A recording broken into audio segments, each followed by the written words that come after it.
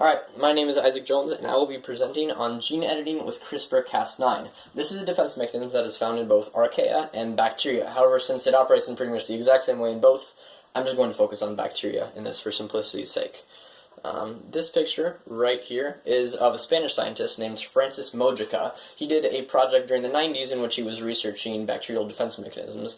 During this, he found what he called CRISPR, which is clustered regularly interspersed palindromic repeats. And before I dive into that, I want to make sure you know something is attacking this, obviously because we have a defense mechanism. So what is attacking and how is it doing that?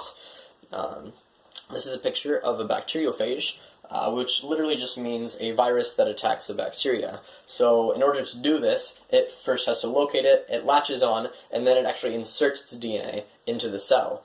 Once this happens, the DNA continuously replicates itself until it basically takes over the bacteria. So that's pretty simple, but now you have the basis to understand what is a CRISPR.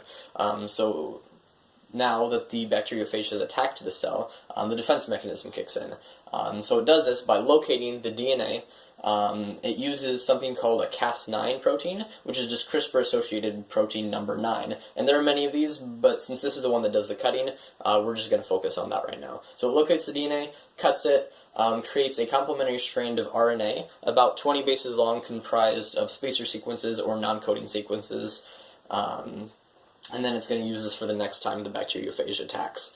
So that's the CRISPR. The C is just a cluster of the RNA with the associated proteins, and then the interspersed palindromic repeats just refers to the repetitive sequences of the RNA. So the next time the bacteriophage does attack, the CRISPR is employed. It goes out with guide RNA, locates it, uses two little strands on the end called PAMs. They're just locator sequences, latches on, uses the Cas9 protein to completely cut up the DNA and destroys it. So obviously that doesn't help with gene editing, so scientists found a way to engineer this to where instead of completely destroying the DNA, it creates two nicks, which causes a double-stranded break. So they can actually remove an entire strand of DNA, and then once this happens, the DNA will try to repair itself. So it does this in one of two ways.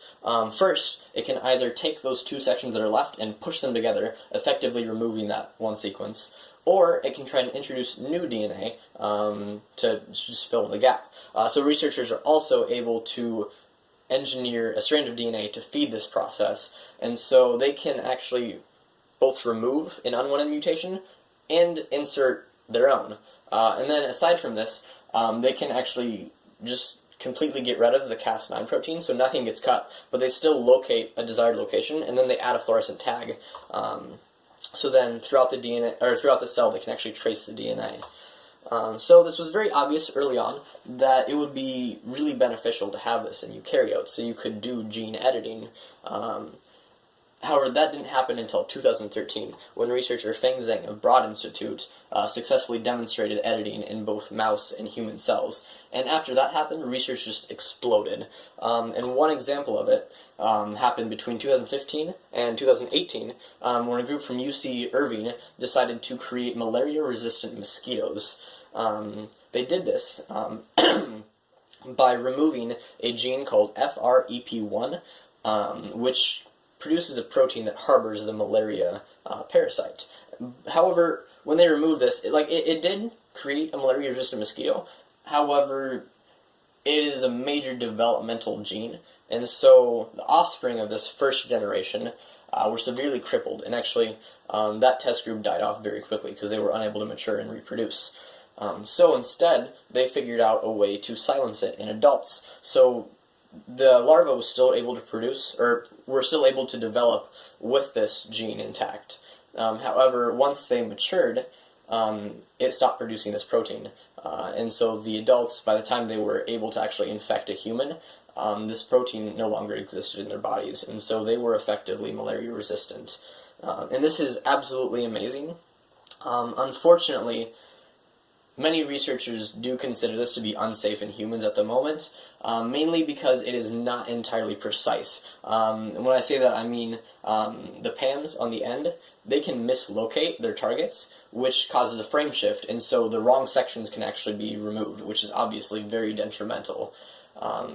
and this does not happen that frequently on a cellular level. However, when you are editing an entire body, the likelihood that it happens increases substantially. So it is very, very dangerous. And researchers are currently working to overcome this obstacle. It just hasn't been overcome yet.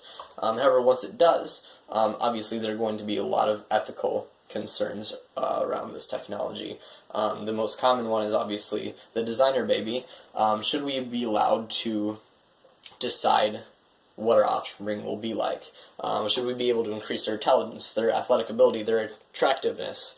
Could we create a super race? And if we can, where will this come from? Like, most likely it'll be from the Western civilizations who have enough resources. So would they create a super race that could wipe out every other section of the globe?